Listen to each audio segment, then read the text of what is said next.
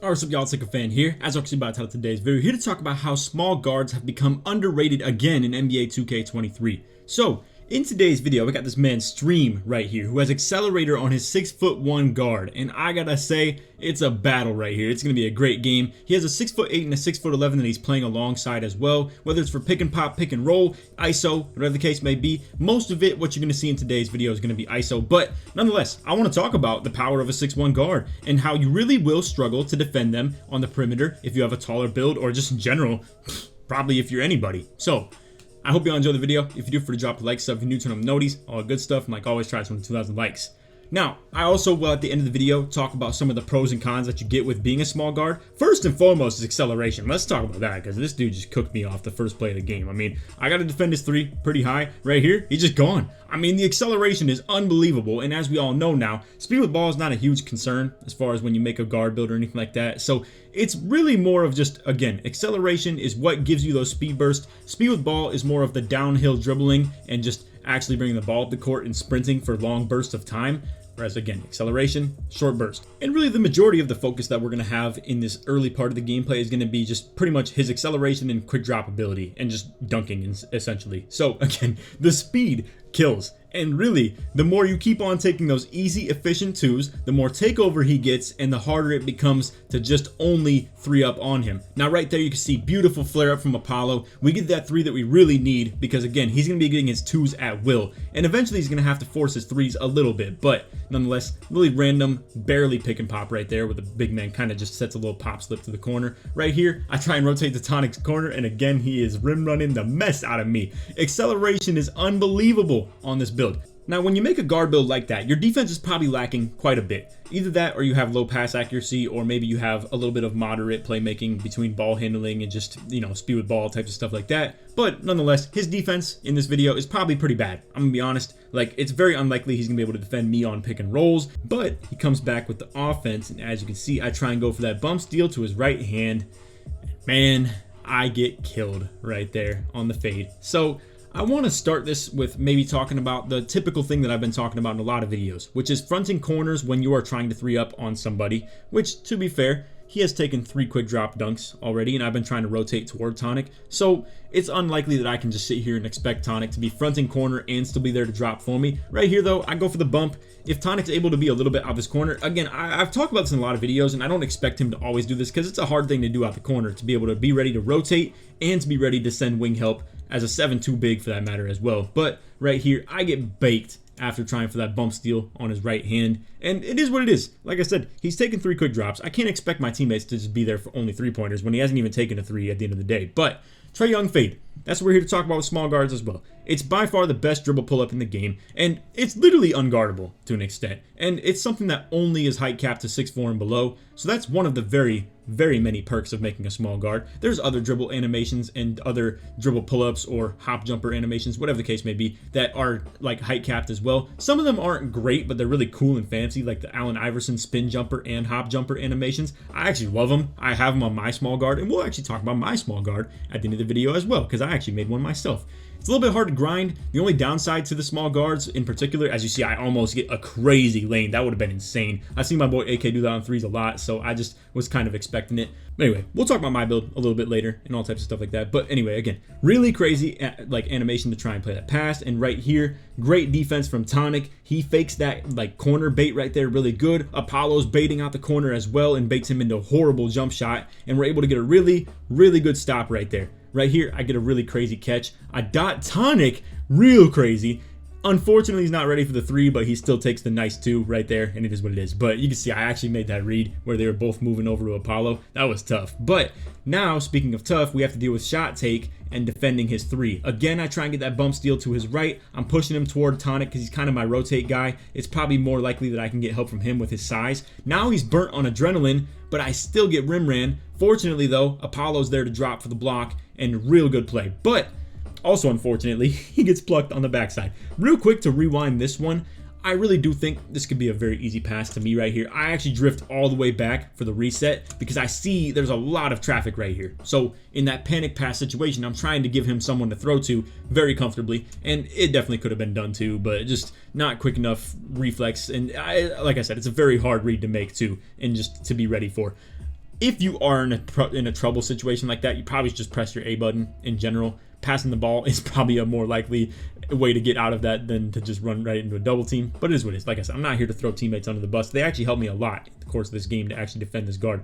Again, I try and go for the back pluck. I'm going for too many steals. I know people are going to say that in the comments. I totally understand.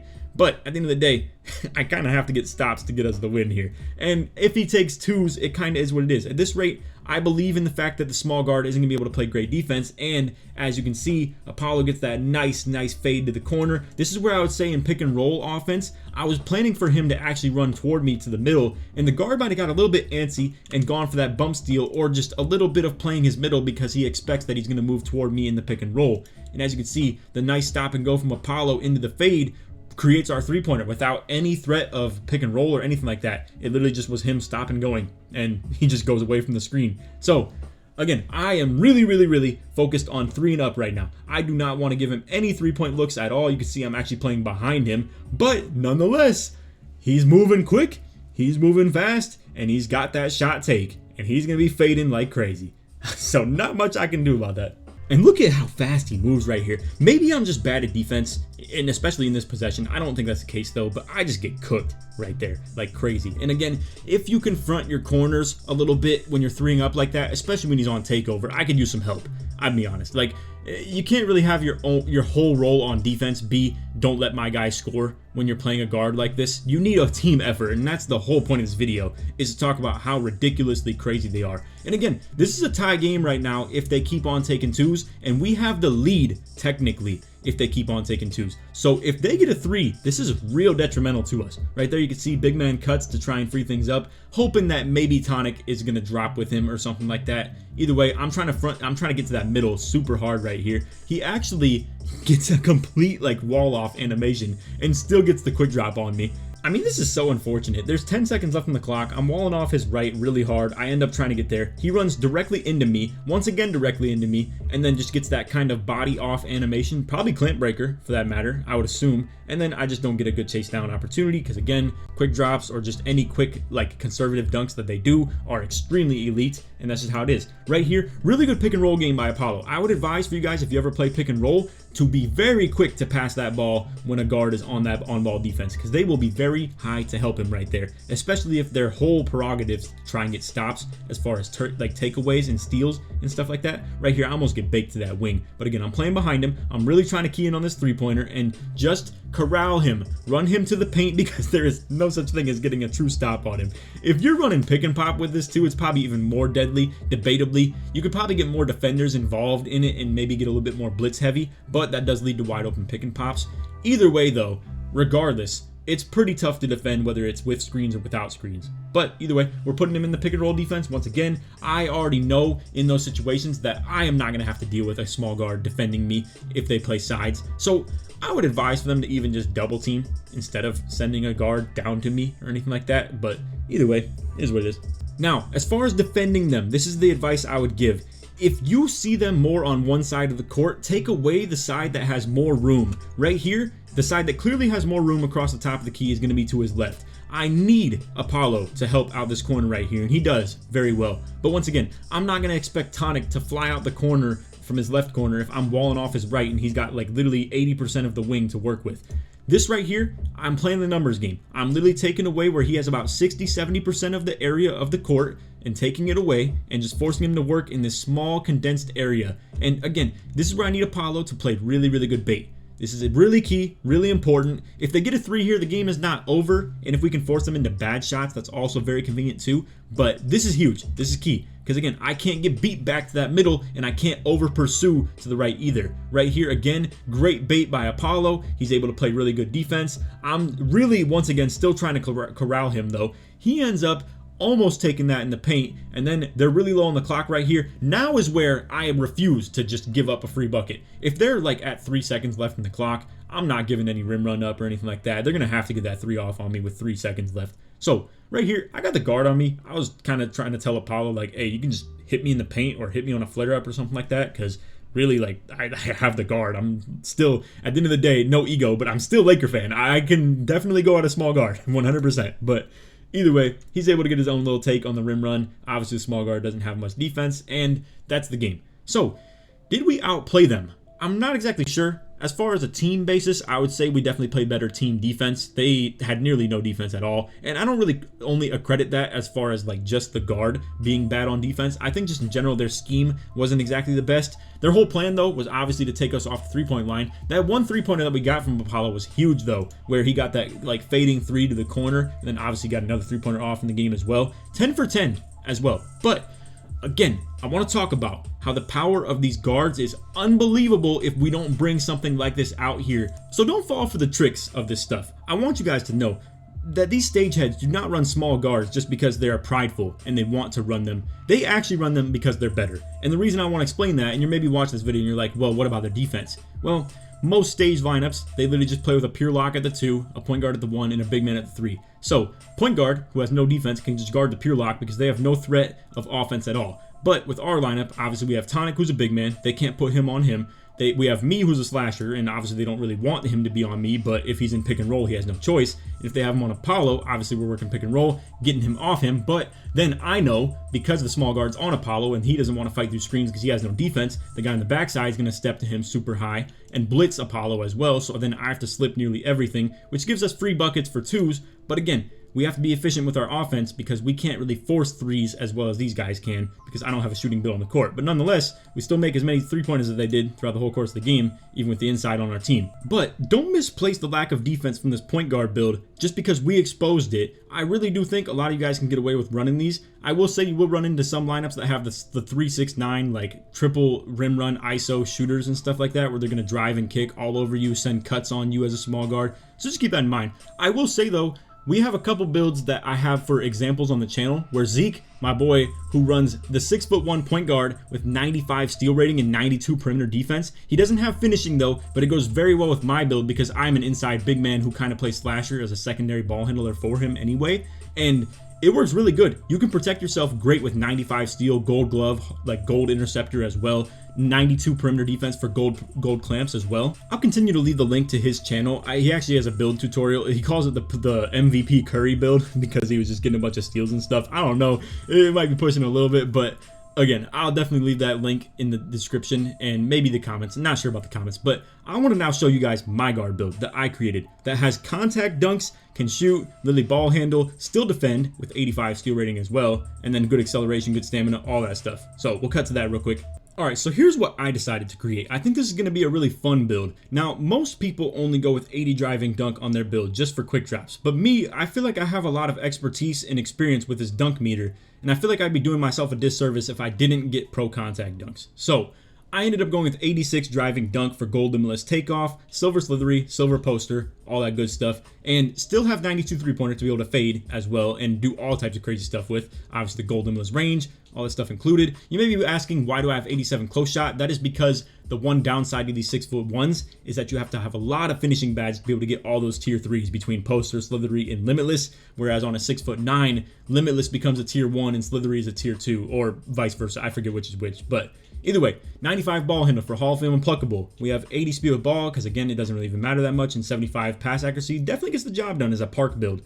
For Pro-Am, it's iffy. My boy AK still plans to run 75 as well. So it's really interesting as far as like the kind of diversity between what people's, I would say, opinion is on the pass accuracy for what's especially needed for Pro-Am. But nonetheless, 85 steal for silver glove. It doesn't have good prim D and it doesn't have good speed. I do know that. I acknowledge that. I understand that my build is literally just a steal machine and that's all I'm hoping for it to be. That's all it really needs to be, if you ask me, especially with the way that you can work this build. Because again, I mean, quick drops is enough, and especially compared with the ability to fade. And after playing a little bit of like games in my career and stuff like that on this, I haven't played a whole lot, as you can see, only 92 overall, but I think fading actually feels very easy to do. And same with obviously standstill shooting. I mean, at the end of the day, I have a jump shot that literally has A+ nearly in everything. So it can't be that hard. And again, the contact dunk meter. I have kind of mastered this to an extent in the first place, and 86 doesn't really feel that much worse. I don't even have the finishing badge builds. Like, I don't even have anything as far as poster, limitless, and slithery, and I can still get them to pop off in my career, which is crazy too. But I haven't been on the build quite as much. It's obviously a little bit of a grind to actually like be able to get all the badges, and unfortunately, like I said, a lot of tier 3s are required with this, which means core badging as well. So for instance, if you can see by the badge count right here, I have 25 finishing, 24 shooting, 25 playmaking, and then 18 defense as well. So a lot of badges on this. I can still even put this extra one wherever I would like it as well, but not really sure where I want to put it yet, so I'm going to wait on that. But 24 allows me to run 3 tier 3s after coring them. So for instance, I'll have like the 14 badge points between Agent 3s and Blinders on gold, which will both, like I said, take up 14. And then you get like limitless range for free or something like that. And then after that, you just run 10 badge points between like shooting between tier 1 and tier 2. Other than that, like I said, playmaking, very self-explanatory. It doesn't really require too much talking about, but 25 is plenty. Again, it can still run plenty of the tier 3s. I probably only plan to run handles for days and clamp breaker. Don't really know about mismatch expert and killer combos. I'll probably play around with it a little bit, but obviously unpluckable, quick for step, debatably hyperdrive, and then probably some needle threader, something like that, or maybe some bailout. Now, here is the real problem with grinding the build, is getting defense. I, unfortunately, am more focused on getting the offensive stuff than the defense, and I probably tweaked a little bit with upgrading this build. And obviously, as you can see, I only have 50 perimeter defense and 73 steal, which doesn't lead to being able to grind defensive badges very easy, because you can't get good shot contests, you can't get any steals, and you can't get any blocks, you can't get any rebounds. So it's kind of a useless defensive build, and I have to like really carry the offensive load if I'm ever going to plan to play with this on park. Now, again, I probably won't pop out on the park until I actually have this a little bit more completed. It's a little bit unfortunate because, like I said, it requires a lot of grinding and a lot of badge tiering and stuff like that, and at the end of the day, I still would like to focus on my content and playing Pro-Am and stuff like that too. So expect I will be a little bit of a slow grinder on this build, 100%, because at the end of the day, again, you have to core these badges too to be able to actually utilize all 3 of the tier 3s for finishing, and then all of the tier 3s for shooting, and then again, playmaking probably is a little bit more doable, but defense is going to be a crazy grind. So I just want to leave this video off by saying I believe these small guards are elite in the right hands, and obviously with me, it's not exactly the right hands in the first place. I'm not much of a point guard at the end of the day between like shooting and dribbling around screens and stuff like that, but this build I believe I could just ISO on anyway. And I mean, like I said, I really don't think it's that much of an adjustment. It's literally just the fact that I could shoot like crazy, can still handle the ball at a really ridiculously efficient rate, and have super high acceleration, and do exactly what I was doing in the other build with the whole dunk meter and just like doing quick drops or LeBron dunks for flashy dunk progress and stuff like that for more takeover. And then at the end of the day, still add 92 more three-pointer. Like I have 25 in the build, and now I have 92 on here. So the complete removal of defense obviously plays a factor in that, but at the end of the day, steal rating does go a long way. So it's not exactly the greatest defensive build, but you can definitely carry the offensive load with it, and depending on who you play with, it could be the perfect build for you. And again, maybe even the Zeke build is a better idea for you, where you have 92 prim, 95 steal. And the other thing about 6-1s that I want to talk about before we end the video that I will show that is so broken is the fact that they have more attribute points than any other build in the game. Alright, so real quick, I want to go ahead and use an example of kind of something very similar to Zeke's build, where we have 93 three-pointer, which just gives the extra badge point right here, and just in general, an extra three-pointer from 92. And then we have 95 ball handle, 75 pass accuracy, 92 prim, 95 steal. This is good for literally all types of tier 3 badges between challenger, glove, clamps. We obviously can't run all 4 at the same time, so just keep that in mind, which is unfortunate, but it definitely provides great defense with this build. I mean, it's crazy. And then you still have 93 acceleration, max stamina, you still have great shooting, and obviously very minimal finishing. But nonetheless, I understand some people, that might not be some people's style to have no finishing or anything like that. This does still give Jason Williams layup, but either way, I want you to take a mental picture of this, or just hit the rewind and fast forward button between these two builds. I'm going to now show you like a 6'3", 6'4", just whatever the case may be. They just have less attribute ratings than a 6'1" for some stupid reason, but I'm going to try and put all these same things on, and you literally just can't. Alright, so check this out. Here's our 6'3". Same driving layup, obviously, same close shot, same three-pointer, mid-range, all types of stuff like that, same pass accuracy, same ball handle, same speed of ball. Actually, probably even less. I think the other one maybe even had 80 because it was forced up by the acceleration, because the acceleration can actually get higher. So, as you can see, we are left with the exact same defense with the perimeter defense and steal, but now we don't have any acceleration, any stamina, anything like that, or even like any extra free throw, whatever the case may be. It's all obviously a slight bit less between like speed, acceleration, and that acceleration goes a longer way than you think. Let me go ahead and just make an example of maybe like, for instance, pass accuracy, where we could just put this to like 65. And then as you can see, I only get 1 acceleration for 10 pass accuracy. So acceleration is probably the most expensive thing between this whole build. I mean, we could even take, for instance, the perimeter defense down to like 86, and you're only gonna be like 2 acceleration off it and maybe a little bit of speed. But again, that does not go a whole long way, and it's because acceleration is super expensive. So when you look at the bigger picture of this, it's ridiculous how much better the 6'1s are than anything else, and that's why I have been advising to you guys for a little bit, if you are going to make a small guard, that 6'1 is the way to go. And for this exact same reason, I haven't made a whole lot of videos detailing them though. I've been wanting to make a video like this for a long time though. It's just, I don't run with a lot of small guards. Zeke's the only one that I even play with, and even at that, sometimes we bounce back and forth between like a 6'1 and like the 6'9 and 6'8 and stuff like that he has. He has a lot of different builds, but I may be playing with AK a little bit more moving forward. And not that I'm not playing with Zeke at all. That is definitely not happening. I'm still playing with him for sure. But AK told me he wants to play a little bit more Pro-Am. He wants to play some Park and stuff like that too. I'm down to play with him. So I'm going to be showcasing his small guards on my team a little bit more too. So just keep that in mind. And again, whatever your agenda is, as far as whether saying this is cheese, whether saying this is the build that actually takes skill, whether it's the one that takes no skill at all, just understand that they are here and they are underrated and they're undervalued as far as the community. So just keep that in mind. Anyway, that's all for the video. I hope you enjoyed. If you did, for to drop a like, sub if you're new to them noties, all good stuff. And like always, try to 1 to 2,000 likes. If you made it to the end of the video, put 6'1 in the comment search board all the way through. But anyway, that's all. Hope you enjoyed. Take these, man. Peace.